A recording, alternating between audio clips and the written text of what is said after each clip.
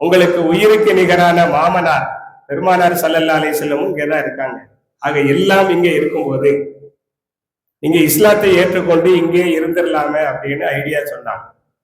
அப்ப அந்த அபூ ராஃபி அவங்க சொன்னாங்கன்னா அது முறையாகாது. ஏனென்றால் நான் முஸ்லிமாக இல்லாத காலகட்டத்திலேயே என் மீது ஒரு நம்பிக்கையை நான் உருவாக்கி இருக்கிறேன்.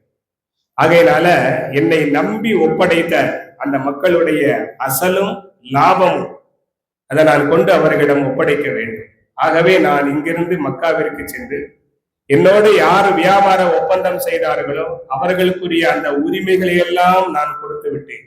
அங்கிருந்து நான் இஸ்லாத்தை ஏற்று இங்கு நான் வருவேன் அப்படின்னு சொல்லிட்டு போனார். பெருமானார் ஸல்லல்லாஹு அலைஹி வஸல்லம் சரின்னு சொன்னார்.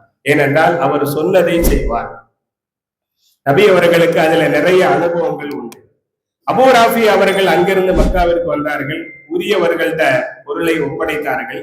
எல்லாத்துக்கும் முன்னால கலிமா சொன்னார்கள். அங்கிருந்து அவர்கள் முஹாஜிராக மதீனாவுக்கு வந்தார்கள்.